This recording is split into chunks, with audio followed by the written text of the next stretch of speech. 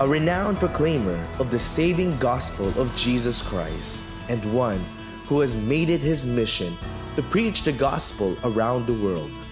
The man behind the evangelistic phenomenon known as the Home Free Global Crusade. He is the Deputy Executive Minister of the Pentecostal Missionary Church of Christ, Fourth Watch. Ladies and gentlemen, friends and guests, let us welcome our keynote speaker for this evening, Global Evangelist, Bishop Jonathan S. Ferriol. Praise the Lord! Purihin ang Panginoon! Is General Santos in the house? I think we can do better than that. I want to hear the shout of General Santos in the house. Woo! Maayong hapon sa inyong tanan. A blessed afternoon, everyone. This is a great day to spend in this wonderful place, the Word for Everyone Ministries, and I am your servant today, Bishop Jonathan Ferriol. It's my great honor to be here. This is the second time I believe that I have visited your city.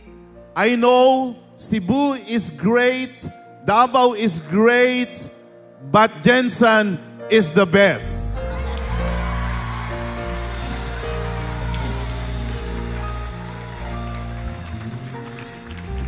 And so, this afternoon is going to be great. Matitiyak ko na kayo ay pagpapalain. Madadaman ninyo ang di karaniwang karanasan na para bagang ang Diyos ang nagsasalita sa inyo sa hapon na ito. Ang inyong mga suliranin ay makakasumpong ng lunas sapagkat ang Diyos ay mahabagin. Mahal niya tayo. Mahal niya tayong lahat. And perhaps that is so far the best word that you have received today. God loves you. We do care for you. The Home Free Global Crusade started 4 years ago. This week is our 4th year anniversary. And there is no better place to celebrate our anniversary than here in beautiful Jensen.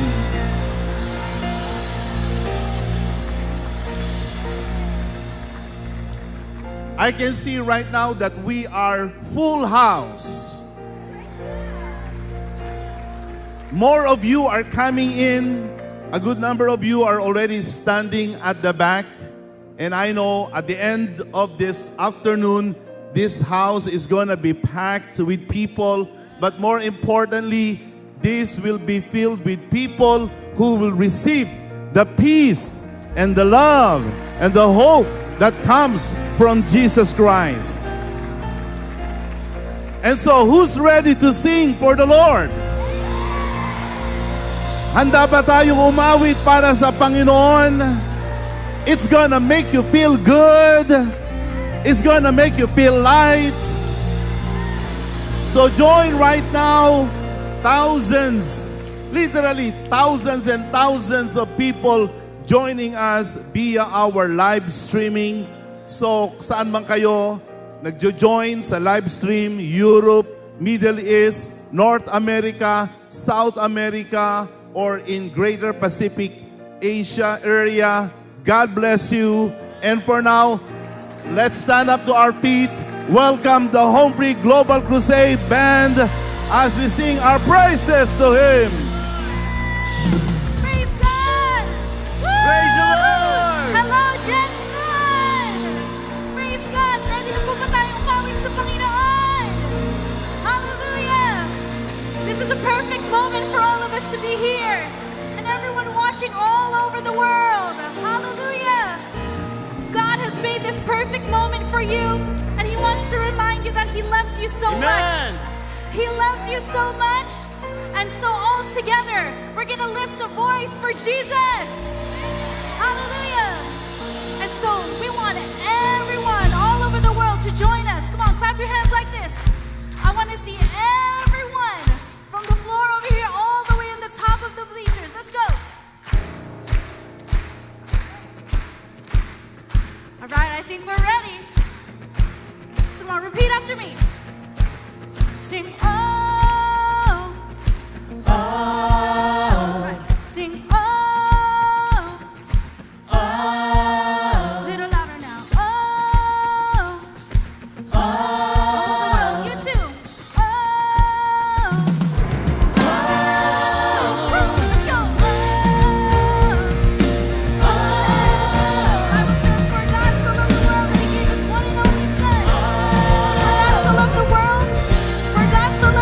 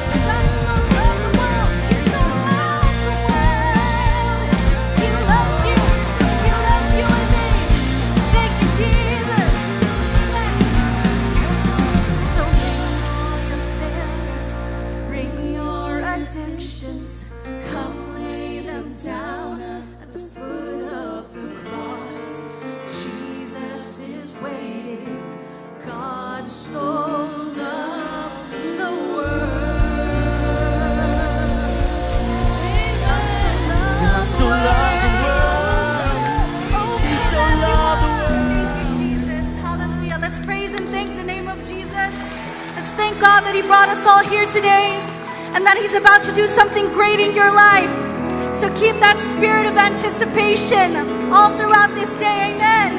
Hallelujah. Let's praise the name of Jesus.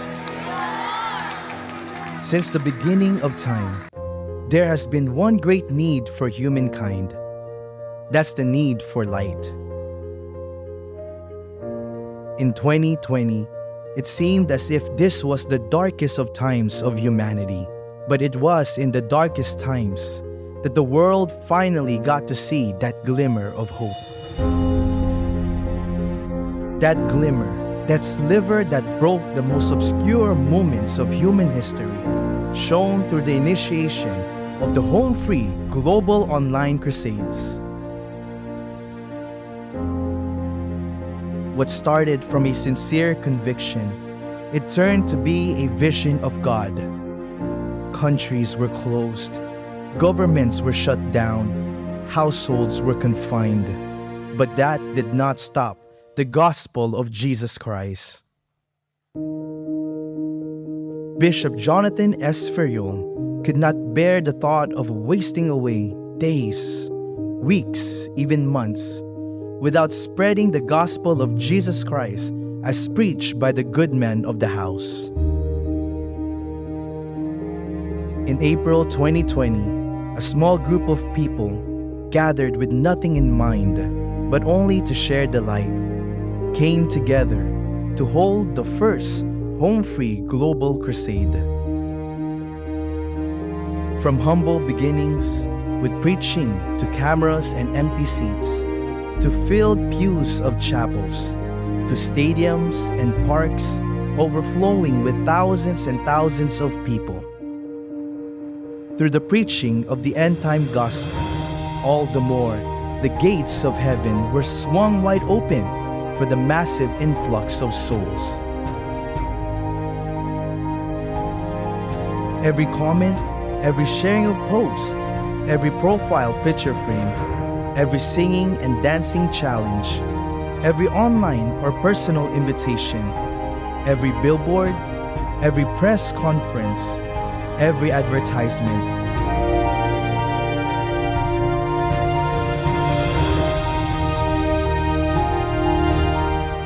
led to the shedding of light and led to the salvation of a multitude of souls.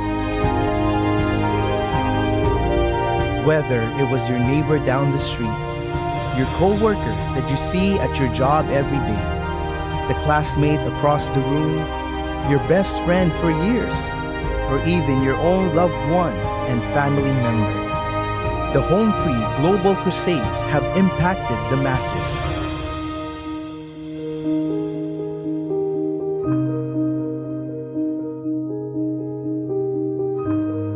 The mission of Jesus remains the same. Jesus came to save the world, but He also came to save the individual one.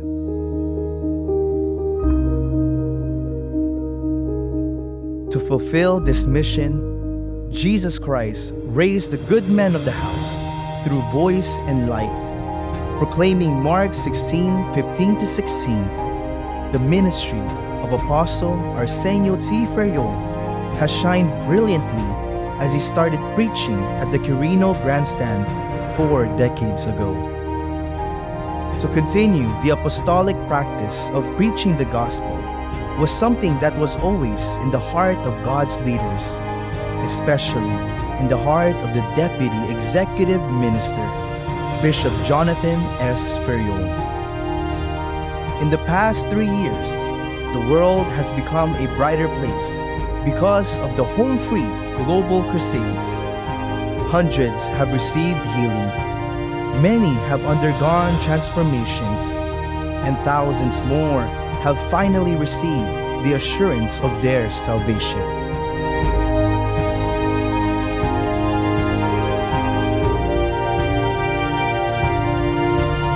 This year, we are anticipating more signs, wonders, and miracles to be performed in our time today through the ministry of Christ's end-time apostle alongside his deputy executive minister.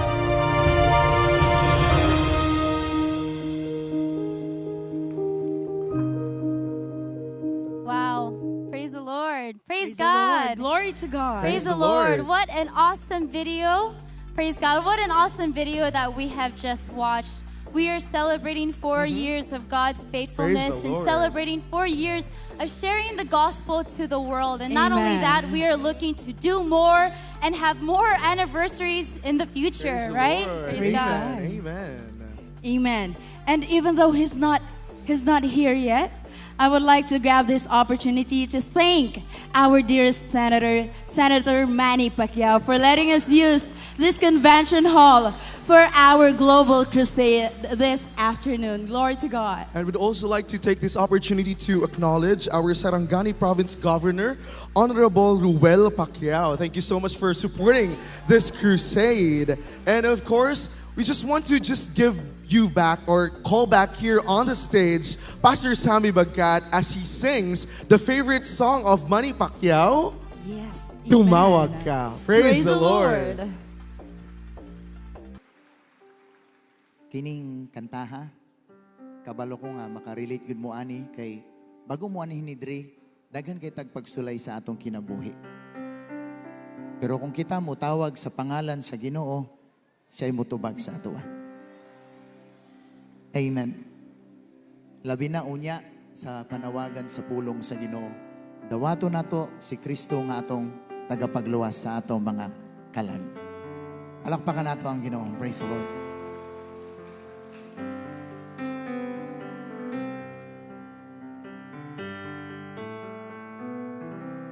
Kung minsan ay dumarating ang mga pagsubok sa buhay mo, na para bang nag-aalinlangan ka sa Panginoon. Nag-iisip ka kung ano ang iyong gawin, ngunit nananatili pa rin sa buhay mo. Huwag mawalan ng pag-asa, kaibigan. Ang mga pagsubok sa'yo'y dumaraan lamang. Asahan mo may handang tutulong sa'yo na dinitibay si Jesucristo. Sabi ng Panginoon, tumawag ka at ako'y sasagot sa'yo, at ako'y magpapakita ng mga bagay na di mo pa nakita.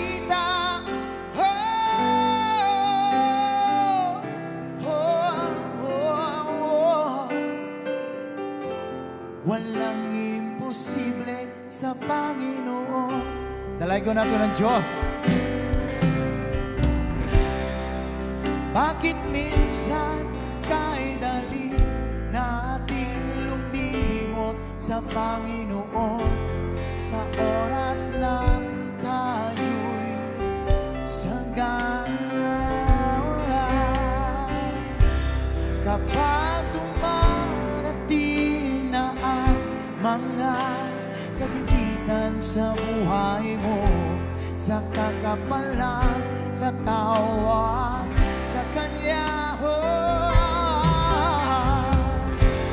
huwag mawalan ng pag-asa, kaibigan. Ang mga pagsubok sa'yo'y dumaraan lamang. Asahan mo may handang tutulong sa'yo na dinitibay si Jesucristo. Sabi ng Panginoon, tumawag ka at ako'y sasagot sa'yo, at ako'y magpapakita ng mga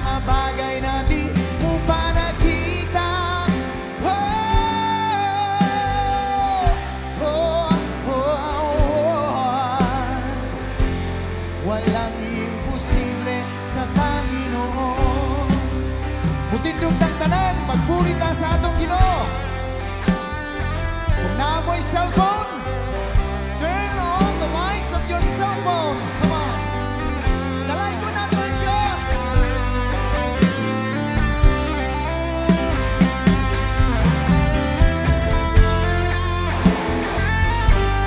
Palakpakan natin ang Ginoo. Amen.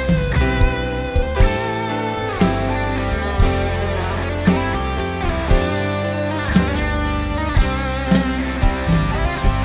ng Panginoon, tumawag ka at ako'y sasagot sa'yo. At ako'y magpapakita ng mga bagay na di mo pa nakita. Oh, oh, oh, oh, oh.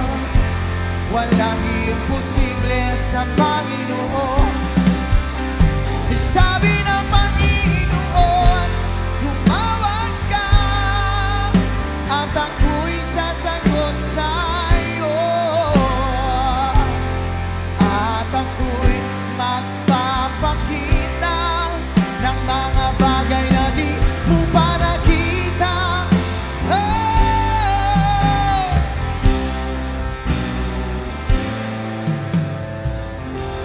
Walang imposible sa Panginoon.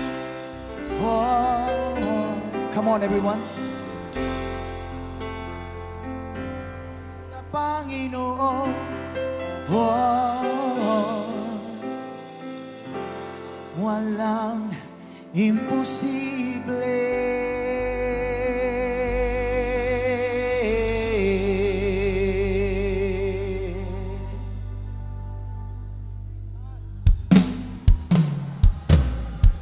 Sa Panginoon.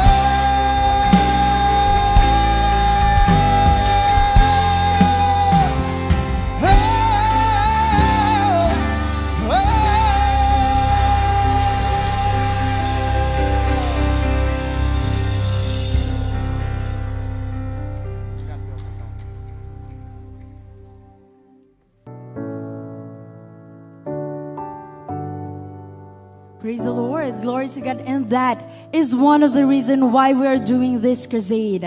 Because many of us, including me and you, have been suffering our way to find peace. Right, Brother Jim? That's true. And we thank the Lord because the video that we watched tells us one of the successful stories in the history of Home Free Crusades. What God did to the life of Sister Merrill of Cavite, God can actually do it to you. Ang ginbuhat sang Ginoo kay Sister Merrill, pwede pod mahitabo sa imuha. Amen. So, the saving that God can do to one person who experienced salvation can also happen to each and every one of us. Amen. So, hope That's is right. here and peace is here. Amen. And this is the simple but yet beautiful message that we want to share to each and every one of you.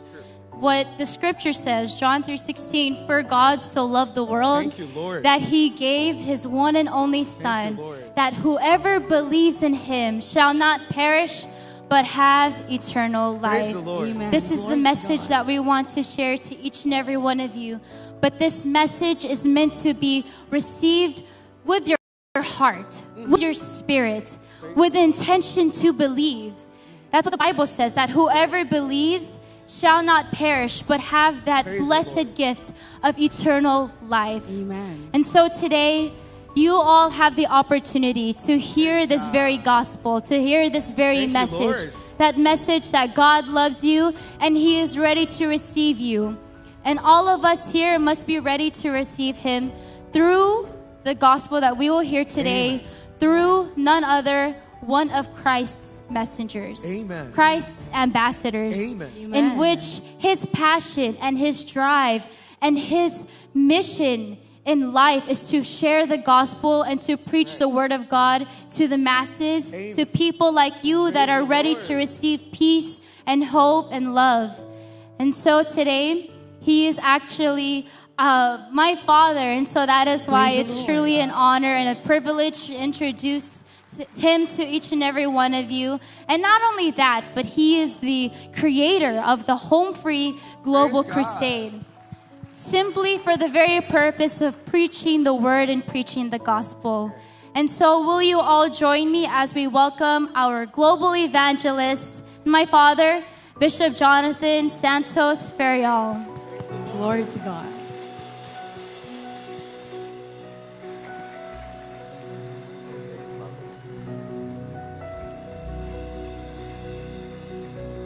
Praise the name of the Lord.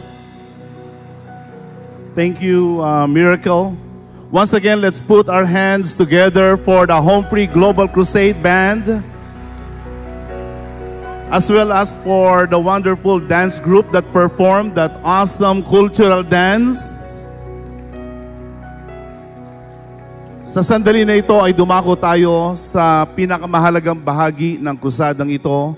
Walang iba kundi ang pagpapahayag ng salita ng ating Panginoon. This is the reason why this crusade is happening. Because we believe in what this book says about God and about us. The Bible says that we are broken. The Bible says that we are desperate for help. And you know what? This book is also saying that in the midst of our desperation, in the midst of our chaos, we have hope, we have peace in Christ Jesus. And so ito lang ang aking gustong ihatid sa inyo. My message this afternoon is going to be short, I guarantee you, and simple. It's all about Jesus and what He is offering to you. Maraming mga tao ang naglako na sa inyo ng iba't ibang mga bagay, nangako sa inyo, sila'y nabigo, sila ay nagtaksil sa inyo, pero nais kong inyong malaman na ang Diyos, ang Panginoong Jesus, ay hindi kayo tatalikuran. Mahal niya kayo. Kaya ginagamit niya ang krusada na ito para tanggapin ninyo ang kapayapaan na mula sa ating Panginoon. We have a full house capacity right now, so in a few short moments, I will start preaching to you the words of the Lord. I would like to request that you stop from walking around, and if you can still grab an empty chair in the balcony, although it's almost full house already, please humanap kayo ng upuan na maupuan at makinig kayo, at aking titiyakin sa inyo na inyong tatanggapin ang salita ng ating Panginoon. And to prepare us to receive the Word of God, I will ask once again Kenneth to sing to us. Shall we all rise up to our feet? Tayo po ay tumayo at tayo'y aawit ng isa pang awit. If you know the song, follow along. The storm inside, it brings me to my knees, nowhere to hide. This weight is crippling. Come speak to the sea that's raging inside of me. All of this worry, to you I will release.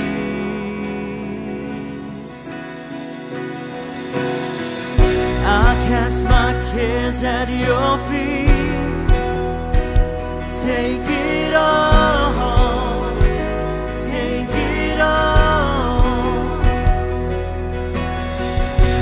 Trade my fear for your peace.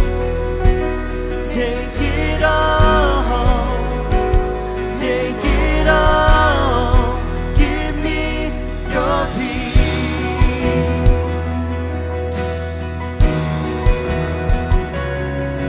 You pull me up when I feel beneath.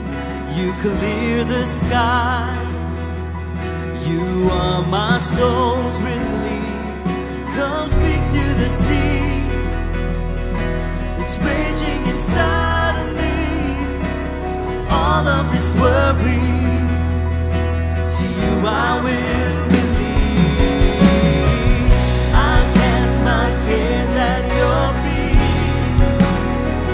Take it all. Take it all. Trade my fear for your peace. Take it all, take it all. Give me your peace. Father God in heaven, all of us are here in this wonderful Saturday afternoon in this place because we need you. We need you. Dumating kami sa punto ng aming buhay na aming lubusang napapagtanto na tanging ikaw lamang ang makapagbibigay sa amin ng kapayapaan. We have been frustrated, we have been disappointed by other people. We have even disappointed ourselves. Now, we are making that step closer to you. Sa hapon na ito, ilapit mo ang mga tao sa iyo. Magligtas ka ng mga buhay sa lugar na ito. At maging sa mga ngayon ay sumusubaybay ng aming live stream sa buong mundo, sa buong kapuluan ng Pilipinas, ikaw ang Diyos na mangusap. Speak, O God. Lead us closer to you. And we believe, O Lord, that in your Son, Jesus, we have peace. We have peace in Christ Jesus. This is our prayer and trust. In His name we pray. Amen.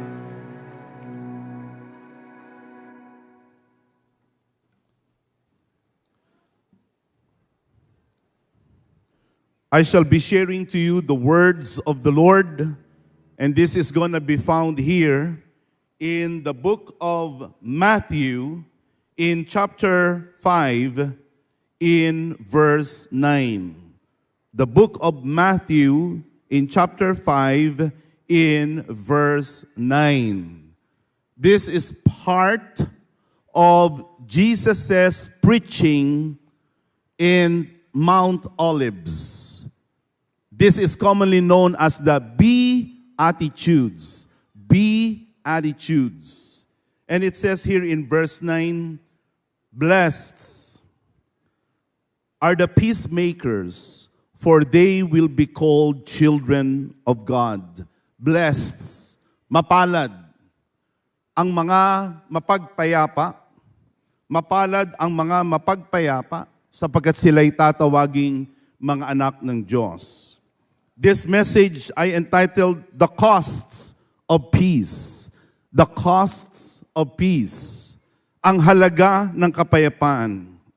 Jesus called His disciples, His followers, as peacemakers. That's what He called them. He did not call them Christians. Christians, the term and that description was later on attached to the Christians. Pero ang kauna-unahang tawag ng Panginoong Hesus sa kanyang mga alagad, sa kanyang mga disipulo ay mga mapagpayapa. They were called as peacemakers. You see, peacemaking or peacekeeping is one of the most difficult, one of the most dangerous jobs or pursuit in our conflict and war-riddled and torn generation. Napakahirap na umawat. Hindi ko lang kung kayo ay gumitna na sa isang away, sa isang buntalan, sa isang suntukan, sa isang gulo. Hindi ko lang kung kayo ay umawat na, pero titiyakin ko sa inyo, hindi ito naging madali. Ito'y isang mapanganib na bagay. Peacekeeping is indeed extremely dangerous, and it is definitely very challenging. In 1948, the world governing body of the United Nations created a peacekeeping force, and they called it the Blue Helmets. They are called the Blue Helmets because yun ang kulay ng kanilang helmet na ginagamit. That's the color of the helmets that they are using, and they are called the United Nations Peacekeeping Force. Today, there are 80,000 United Nations peacekeeping forces that are overseeing 21 peacekeeping missions around the world. Kaya malaki ang hukbo, malaki ang puwersa ng mga United Nations peacekeeping at sila ay nakakalat sa 20 rehiyon ng ating mundo na kung saan doon ay mayroong digmaan, gera at mga kaguluhan. Napakahalaga ng kanilang ginagawa at napakapanganib din ang kanilang ginagawa. Sa katunayan, upang kilalanin ang kanilang kabayanihan, the Nobel Peace Prize was awarded to the United Nations Peacekeeping Forces sometime in 1988. In 1988, kinilala sila. Binigyan sila ng isang karangalan na napakataas. Ito ang tinatawag na Nobel Peace Prize. Sapagkat kinikilala ng buong sanglibutan na ang paglikha ng kapayapaan at ang pagprepreserba ng kapayapaan ay isang napakahalagang gawain. At hindi lamang ito mahalaga, ito rin ay napakapanganib. Sa katunayan, since the creation of the United Nations peacekeeping forces, 4,000 soldiers of the United Nations peacekeeping forces died in the line of duty. Mula nang ito ay itinayo, 4,000 mga sundalo na ng United Nations ang namatay at nasawi sa kanilang gawain na panatilihin ang kapayapaan sa mundo. Sa taon lamang ng 2022, 103 peacekeepers have already died in the line of duty. Peacekeeping is dangerous. Peacekeeping is actually very deadly. Over 2,000 years ago, there was a man from heaven who came down to earth in order to bring peace, in order to create peace for our world. And that is none other than Jesus Christ. Jesus Christ is our peacekeeper. Siya ang pangunahin at pangulong taga-payapa. Kung wala ang Panginoon, walang kapayapaan. Kung hindi siya pumarito sa lupa, ay wala tayong kapayapaan. And so this is the theme of this crusade. And this is what we want you to know this afternoon in this place. That Jesus is your peacemaker. Jesus is your peacekeeper. Maaari niyo maitanong, papaano siya ang ating taga-payapa? Taga-pamayapa. How can Jesus be our peacekeeper? The reason being is because when man sinned, man found himself at odds and at war with God. Yan ang nangyari sa atin. Mahirap nang tanggapin, pero yan ang katotohanan. Nung tayo ay nagkasala, nung tayo ay sumuway sa utos ng Diyos, tayo ay naging mga kaaway ng Diyos. Hindi sa araw-araw dati napapakinggan ang katotohanan na yan, pero yan ang katotohanan na isinasaad ng Biblia, na ang taong nasa kasalanan, ang taong nabubuhay sa kasalanan ay kaaway ng Diyos. Ang sabi sa aklat ng Roma sa Kapitulo 5, sa talatang 10, while we were enemies, while we were God's enemies, if you do not have a life surrendered to God, if you do not have a life yielded to God, I'm telling you right now, today, you are an enemy of God. At ang buong mundo ay kaaway ng Diyos, sapagkat ang buong mundo ay makasalanan. Ang lahat ay makasalanan sa harap ng Diyos. At dahilan tayo ay mga makasalanan, tayo ay ang tinatawag na mga object of God's wrath. Yan ang tingin ng Diyos sa kanyang kaaway. That's how God looks at me as a sinner. And that's how God looks at you as a sinner. Regardless of how good you are, regardless of how pleasant a person you are, As far as God is concerned, you are an object of God's wrath. The Bible says so in the book of Ephesians chapter 2 in verse 3. It says there that by nature, sa ating likas na katangian, sa ating mga kalagayan bilang tao, we are simply objects of God's wrath. We do not deserve His love. We do not deserve His acceptance. All of us deserve God's righteous judgment. And as a result, without God, there is no hope. Without God, there is no peace. We earned the wrath of God. I earned the wrath of God. Nung ako'y nasa buhay ng kasalanan, when I was living my life before I surrendered it to Jesus as my peacemaker, I was an enemy of God. And as an enemy of God, I earned the wrath of God. Ito ang aking tinanggap, ang galit ng Diyos. And this is what the Bible says, that God knows how to be angry. Parang ang hirap tanggapin. Ang Diyos marunong magalit. Opo. At ang Diyos ay galit sa kasamaan. Ang Diyos ay galit sa kasalanan. Ang Diyos ay galit sa kalikuan. In the book of Romans 1:18 says, the wrath of God is being revealed from heaven against all godlessness, against all wickedness, who suppress the truth by our wickedness. Yan ang gawain ng karaniwang tao sa sanglibutan. Kahit siya puno ng relihiyon, kahit siya puno ng edukasyon, sa harap ng Diyos, sa mata ng Diyos, ang ginagawa ng taong makasalanan ay lagi niyang pinapatay, kinikitil, at lagi niyang binabaliwala ang katwiran ng Diyos. At ang malala nito, ang tao ay walang kamalayan ng kanyang ginagawa. Hindi niya alam ang kanyang pagpupulutan kapag ka ang matuwid na galit at puot ng Diyos ay dumating na sa kanya. This is the problem, ladies and gentlemen.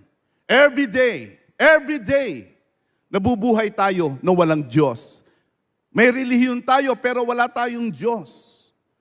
And because of our status as sinners, we do not know what's going to happen to us.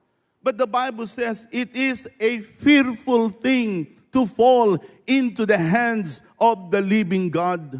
Nakakatakot na tayo ay mahulog sa kamay ng Diyos na siyang matuwid.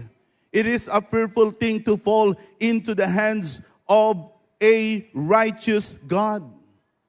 Maraming mga tao ngayon, hindi nila ma-accept, hindi nila matanggap. Ako, makasalanan? Ako, parurusahan ng Diyos? Ako, kaaway ng Diyos? Yes, you are.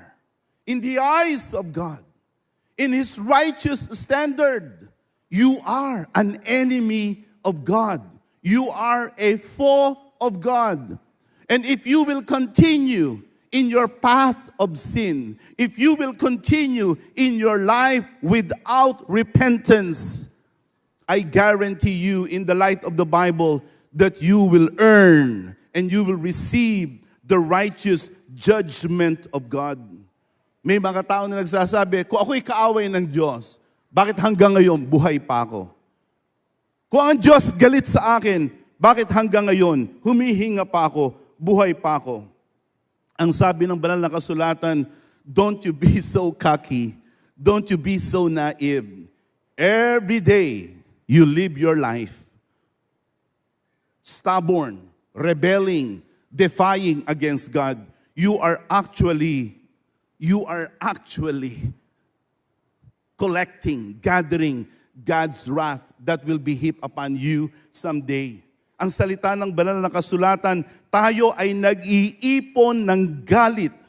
In the book of Romans chapter 2 verse 5, because of your stubbornness,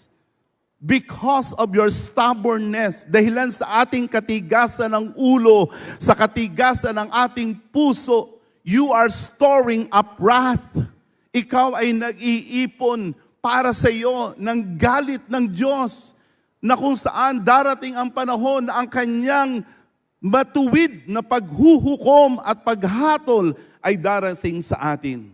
Oh, don't get God wrong, ladies and gentlemen. God is love, but also God is righteous. And God will not wink at our sin. Hindi niya palalampasin ang kasalanan. Parurusahan niya ang kasalanan.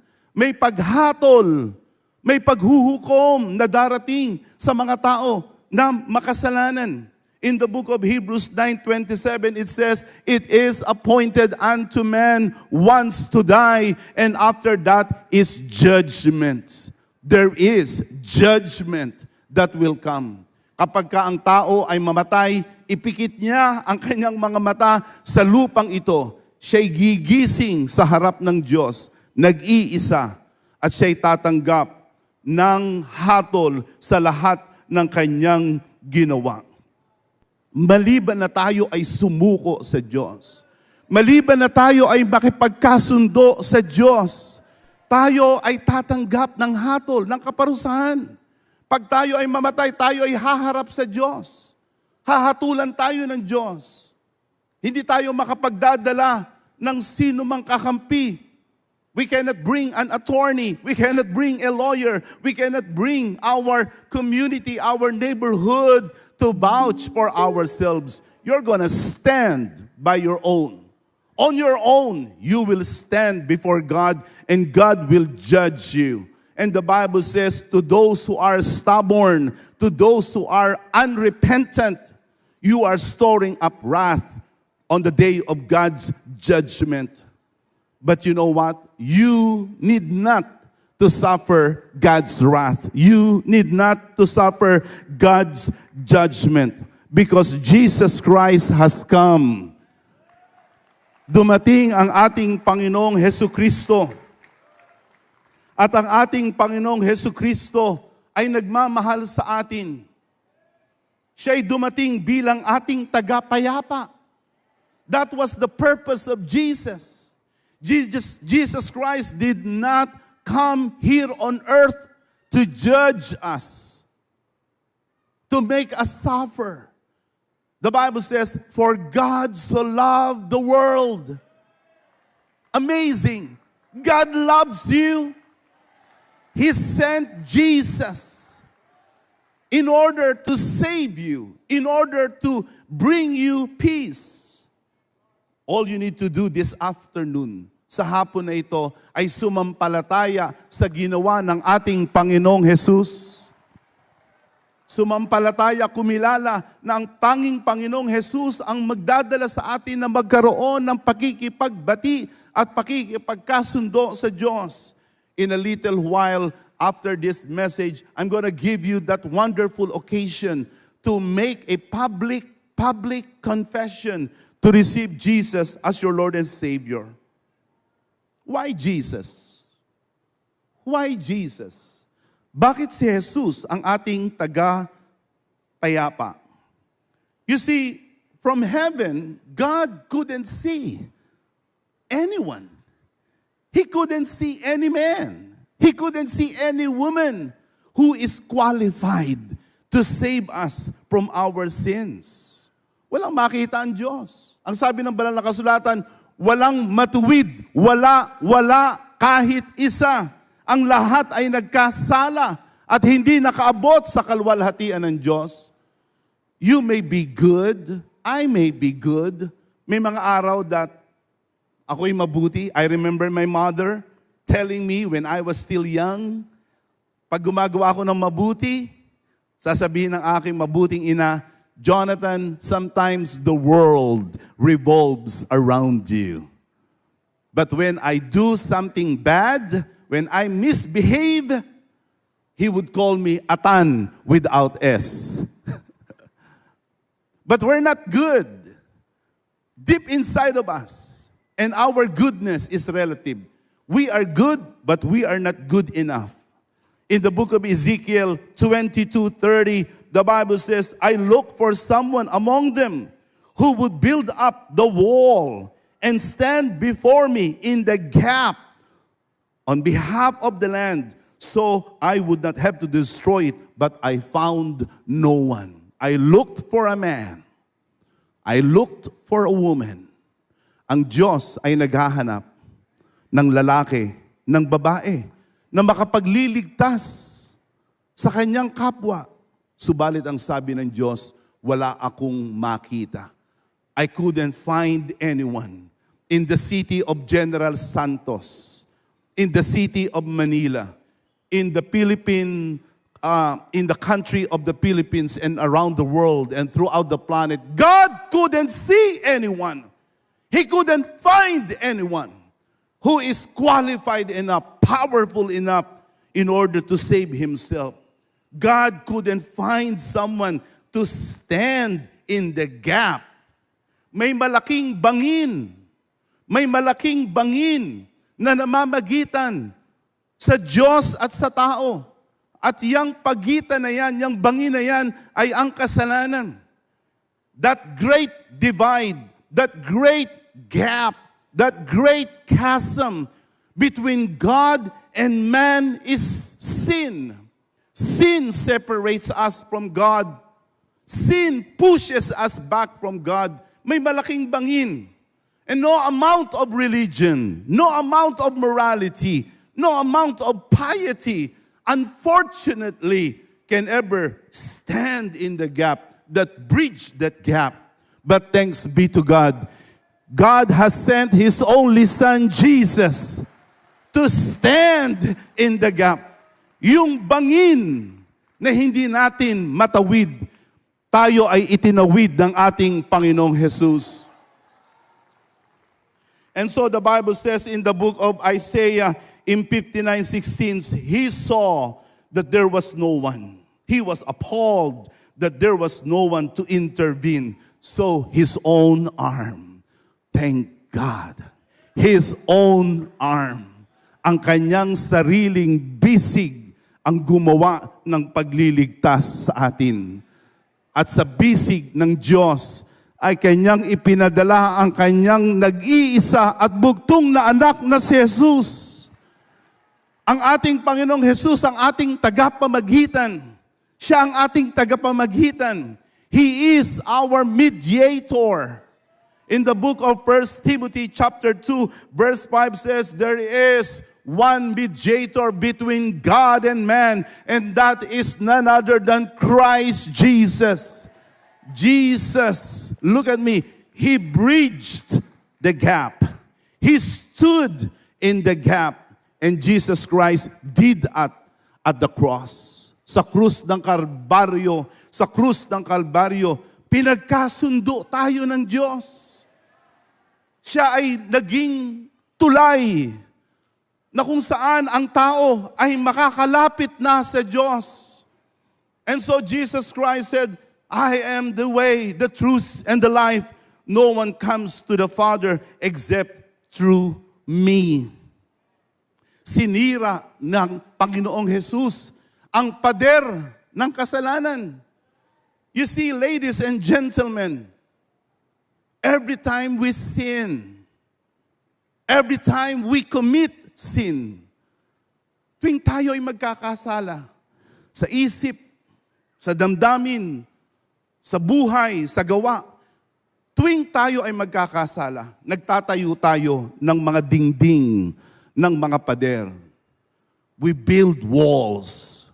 We build walls. We build barriers. And for many of us, ang ating buhay ay punong-puno na ng pader, punong-puno na ng dingding, at tayo ay nakukulong sa ating kasalanan. Marami sa atin ang malayo na sa Diyos. Hindi na natin nadadama ang Diyos. Hindi na natin nakikita ang gawa ng Diyos dahilan sa kasalanan na ating itinayo sa paligid natin. We could hardly sense God. We could hardly appreciate God. It is all because of the barrier of sin.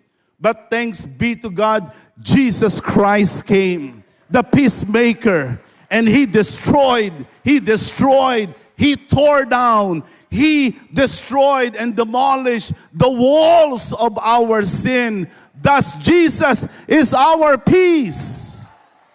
He himself is our peace. Hallelujah. And all you need to do, ladies and gentlemen, this afternoon is to accept and to recognize what Jesus had accomplished for you. Sampalatayanan mo sa iyong puso, kilalanin mo sa iyong puso na ang Panginoong Jesus ang iyong tagapamayapa, na siya lamang ang iyong tagapagligtas. Ikaw ay magsisi sa iyong mga kasalanan, maghugas sa pamamagitan ng bautismo at tatanggapin mo ang kapayapaan na mula sa Diyos. Peace isn't only dangerous and deadly. Peace is also costly. Mahal. Mahal. Hindi mura ang ikaw ay gumawa at mag-ingat ng kapayapaan. The budget for this year alone for the UN Peacekeeping Force is, are you ready? $7 billion. $7 billion. That's with a letter B. Ganun kamahal ang mag-ingat ng kapayapaan. The same thing when it comes to having that spiritual peace. Listen, Jesus, He knew the costs of peace. Alam niya ang halaga. He knew it. And great about God, the great thing about Jesus is He did not only know the cost of peace, but He was ready to pay for our peace. Jesus, praise God, He paid the costs of our peace.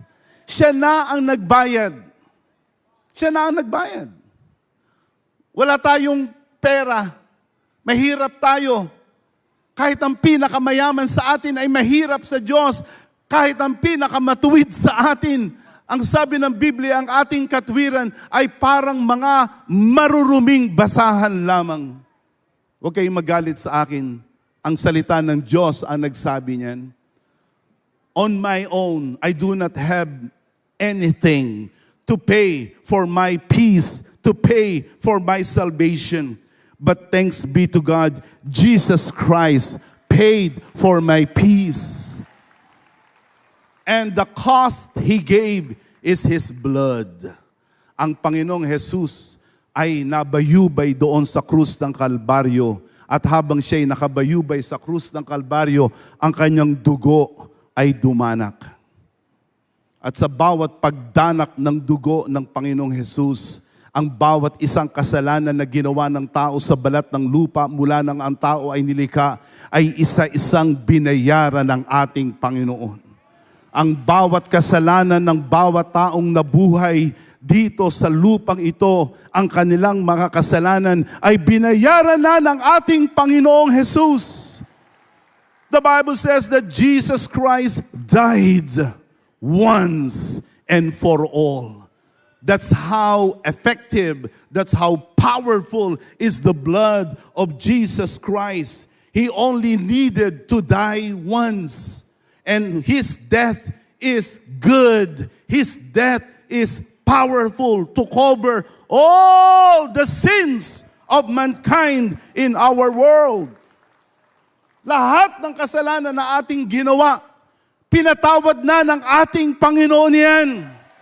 Ang kasalanang ginawa mo na hayag, ang kasalanang ginawa mo na lihim, ang ginawa mong kasalanan sa kapwa at sa sarili mo at sa Diyos, lahat ng yan ay pinatawad na ng ating Panginoong Jesus. Yan ay tinakpan na ng dugo ng ating Panginoong Jesus. The blood of Jesus was the ultimate price. Jesus Himself is our ransom, pangtubos sa ating mga kasalanan. At napakalaki ng Kanyang ginawa. Kaya sa krus ng Kalbaryo, ang sabi ng Panginoon, naganap na. It is finished. It is finished. The Greek word is tetelestai. Tetelestai. Don't you know that the word tetelestai is actually a word that indicates that a sale has already been made final and completed. Sa panahon noon ni Jesus, pag meron kang binili at nabayaran mo na yung binili mo, tatanggap ka ng resibo, at yung resibo tatatakan ng tetelestai. Ibig sabihin, yung halaga ng binili mo, bayad na. Wala ka nang dapat idagdag doon, bayad na. Sa krus ng Kalbaryo, binayaran na lahat ng Panginoon ang ating mga kasalanan. Wala na tayong dapat idagdag. Hindi mo na kailangan gumawa ng mga sakripisyo sa relihiyon. You do not need to do anything religious to be forgiven. You do not need to copy, to imitate. You do not need to go somewhere seemingly religious to be forgiven. Because everything that needed for you to be forgiven, Jesus had already accomplished it for you. Today, receive the peace that comes from Jesus. Ang lahat ng sasampalataya sa Panginoon, ang lahat ng tatanggap sa ginawa ng Panginoon sa krus ng Kalbaryo, sila'y patatawarin. At yan ang buhay na masaya. Yan ang buhay na pinagpapala. You see, this is what God is telling us right now. Peacekeeping is dangerous. Peacekeeping is costly. But my last point is this: peacekeeping is rewarding. Sino sa inyo ang nakaranas na kayo ay namagitan sa dalawang kaibigan, sa inyong kapamilya? Marahil ang inyong ina at ang inyong kapatid nag-aaway, namagitan ka, at ngayon sila ay bati na ulit at sila ay payapa na ulit. Do you remember the feeling? Do you remember that sense of accomplishment? You see, the Bible says, blessed are those who are peacemakers, and they will be called children of God. Listen, blessed means happy. Happy. Yan ang ibig sabihin ng blessed. Yan ang ibig sabihin ng blessed. Kaya sa ibang salin ng Biblia, ang ginamit na salita ay happy. Happy. Who wants to be happy? Who wants to be blessed? Then be a child of God. Blessed or happy is the one that is called the child of God. You see, ladies and gentlemen, there is happiness when you become a child of God. There is joy. There is joy when you repent from your sins, when you turn your back from sin, and when you begin walking closer to God, there is joy.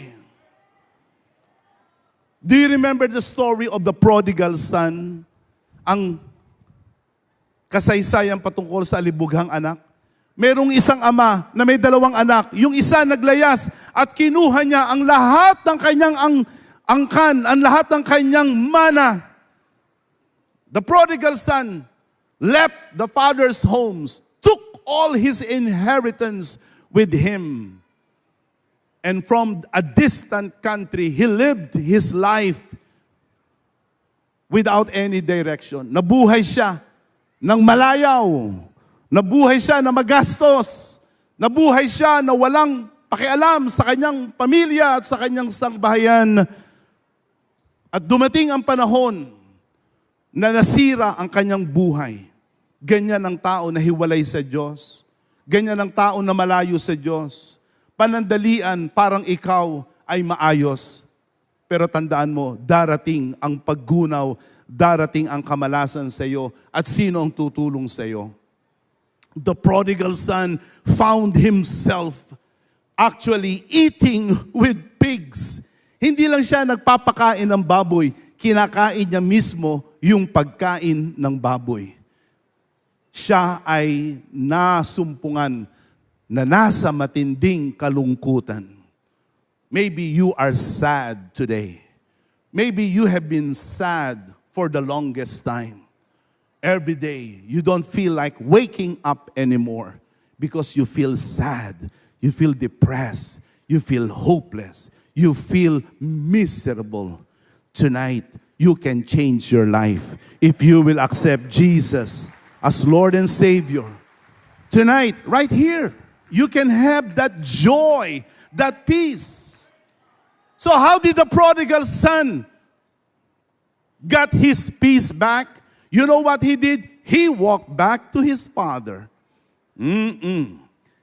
He walked back to his father. Kahit siya'y nangangamoy baboy, bumalik siya sa kanyang ama. Malayo pa lamang, nakita siya ng kanyang ama. Subalit sabi ng kanyang ama, parang anak ko to pero hindi amoy anak ko. Sapagkat amoy baboy. And so before the father, the son confessed, repented his sins. Sabi niya, Ama, forgive me.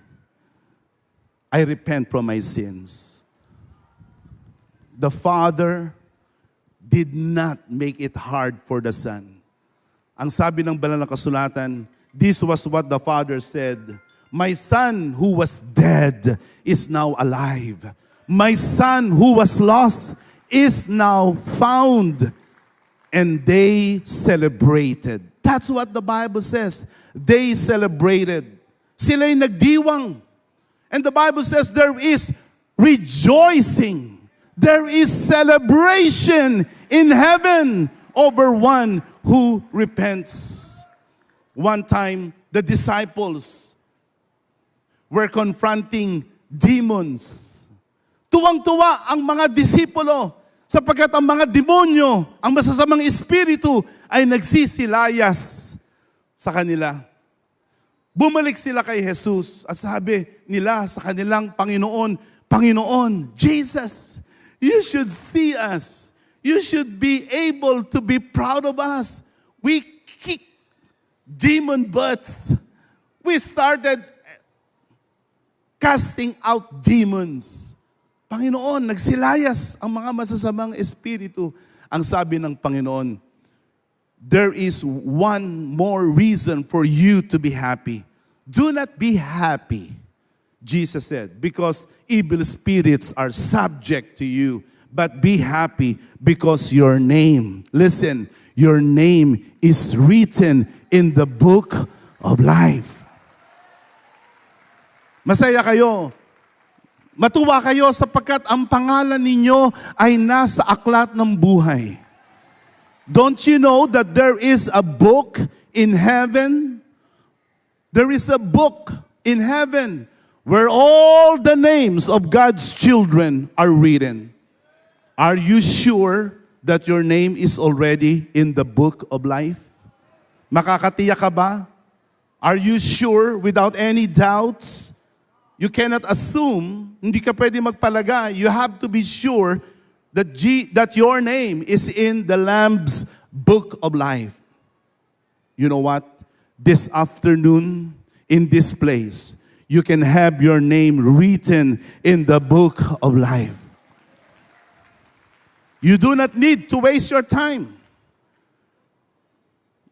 Huwag kayong aalis sa lugar na ito na hindi nagsisisi, na hindi gumagawa ng pagpapasya na tumalikod sa iyong mga kasalanan at mabuhay para sa Panginoon. Huwag kayong aalis sa lugar na ito na hindi kayo nahuhugasan sa iyong mga kasalanan sa pamagitan ng bautismo. The Bible says in John 1:12, to all who believed in Him, to those who received Him, He gave the rights. Listen, He gave the right to become children of God. That's the way. Yun ang tanging paraan para maging anak ka ng Diyos. Sumampalataya, kumilala sa ginawa ng Panginoong Jesus sa iyo sa krus ng Kalbaryo at sa kanyang pagkabuhay na maguli. After you receive Jesus, repent. Turn your back from sin and receive baptism. And then, this evening, be washed. You see, sin is dirty. Walang taong nasa kasalanan ng masaya. Ang mga taong masama, sa una lamang yan, parang masaya. Pero darating ang panahon, aabutan yan ng batas. At tingnan natin kung sino ang magiging masaya. No one is happy. No one is gonna be blessed unless he is a child of God. Tonight, sa gabing ito, be a child of God. Receive happiness. Be blessed. Hindi kayo dinala ng Panginoon sa lugar na ito para lamang makapinig, para lamang makadalo, at yun na. Hindi. Gusto ng Diyos na kayo'y mapatawad sa iyong mga kasalanan. Gusto ng Diyos na kayo'y malinis.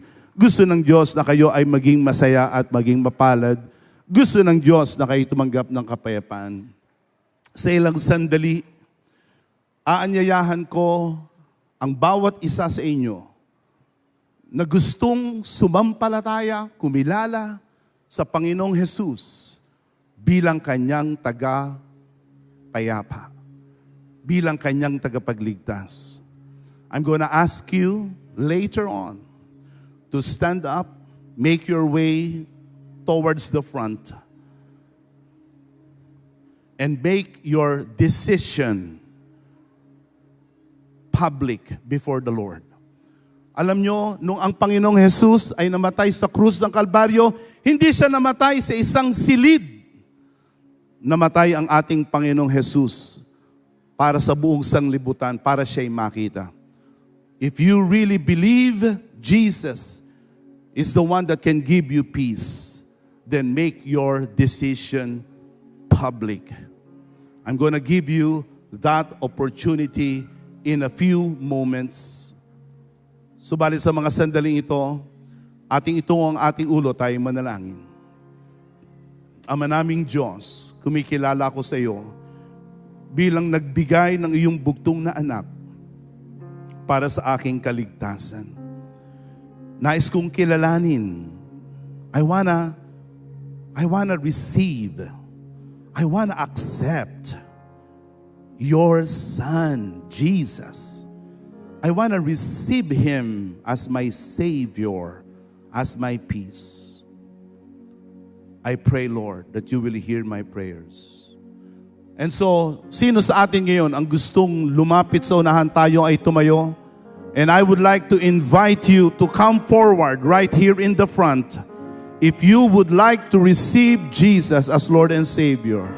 Those of you who are in the balcony, kayong mga nasa balkonahe, kung gusto nyong sumampalataya sa Panginoon, gusto nyo bang tumanggap ng kaligtasan, kapayapaan, lumapit kayo ngayon at sa unahan ay aking kayong ipapanalangin habang si Brother Kenneth ay umaawit.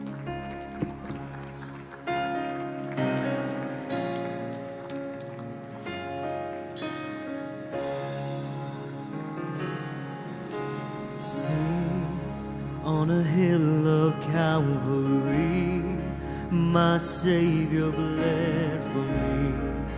My Jesus set me free.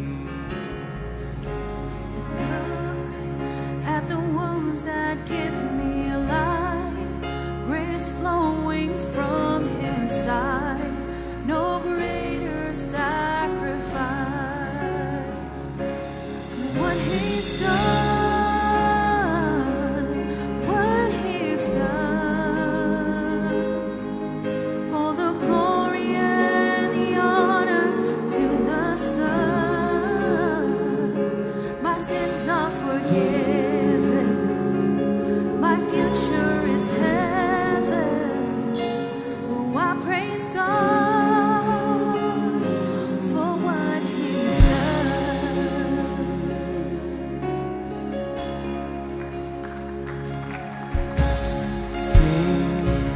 The freedom He has won, even death is dead and done. His life has overcome. Speak, say the name above all names, over every broken place.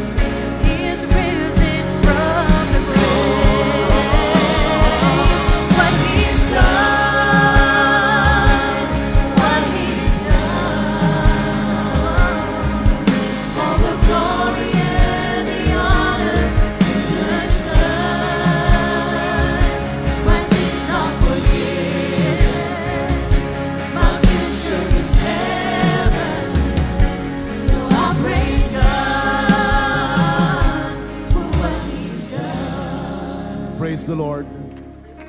Marami sa inyo mula sa balcony ang bumababa ngayon papunta dito sa harapan.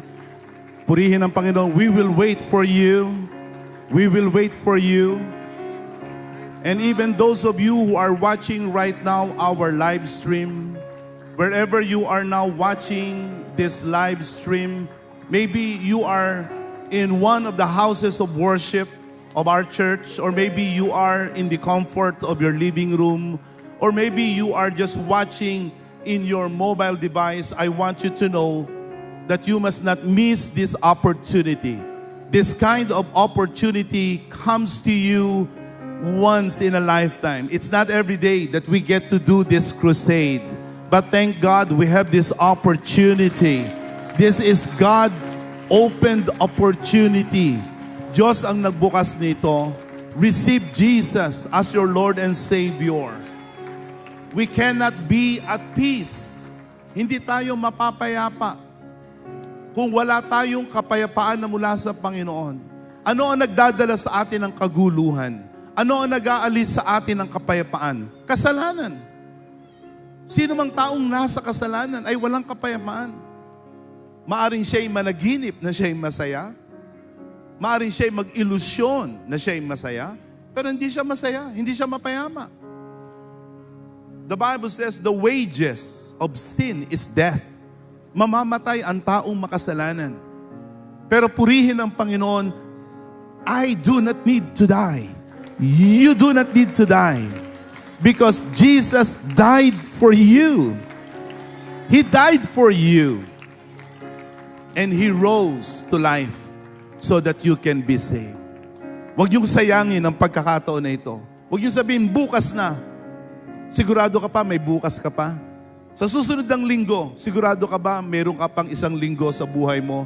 The Bible says, in the time of my favor, I heard you. In the day of salvation, I helped you. Behold, now is the time of favor. Now is the day of salvation. We will continue to wait for you as Brother Kenneth continues to sing.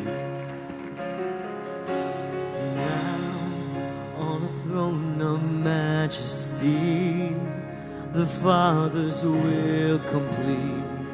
He reigns in victory.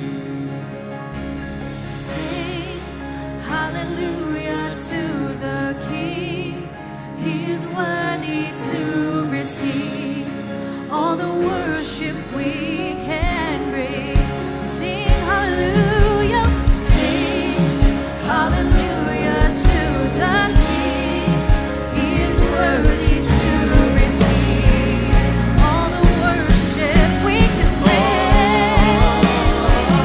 What He's done, what He's done. All the glory and the honor to the Son. My sins are forgiven, my future is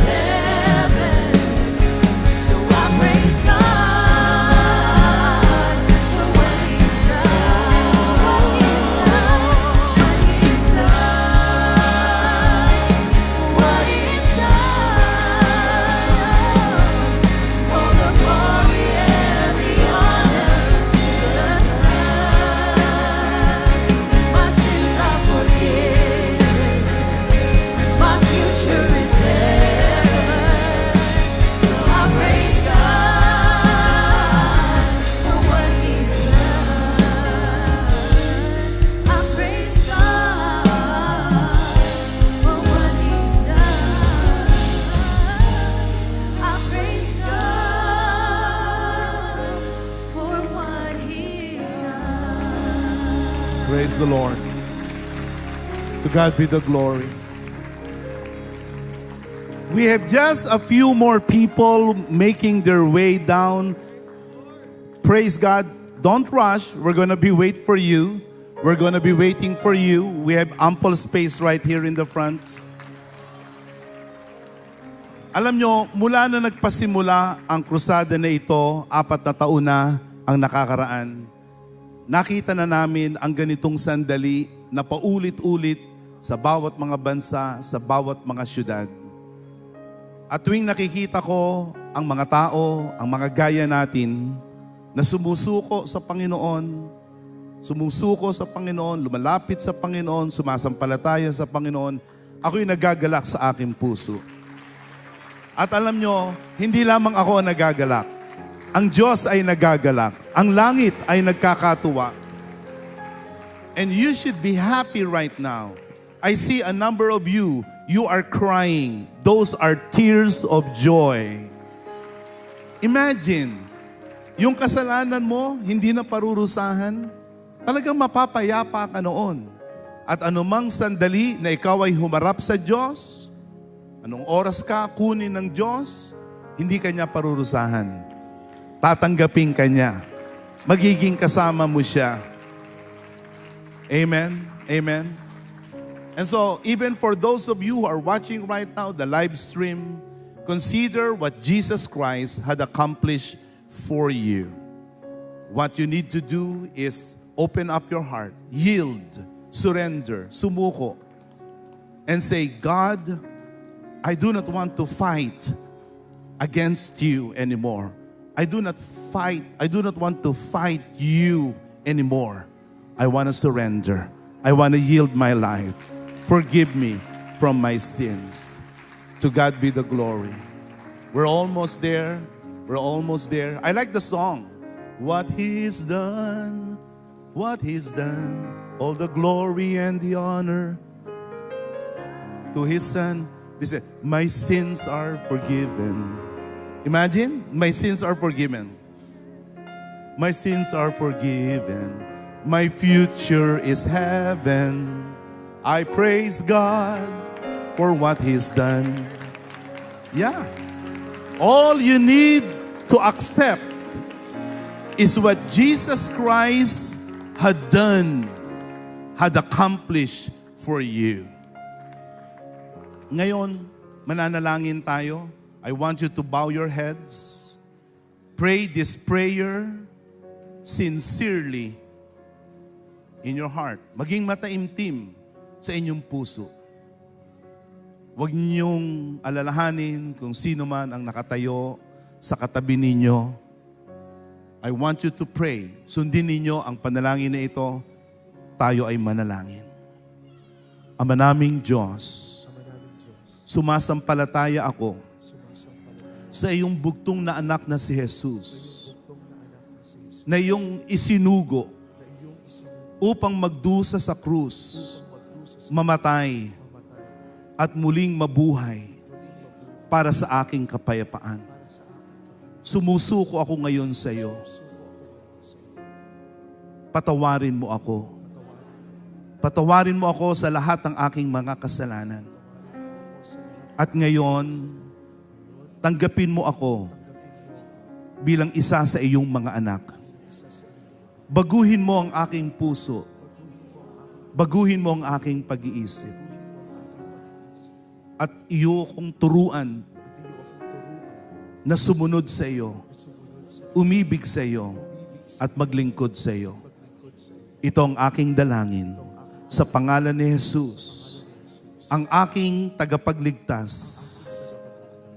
ang aking peacemaker. Sa pangalan niya, ito ang aking dalangin. Amen. Amen. Praise the name of the Lord. To God be the glory.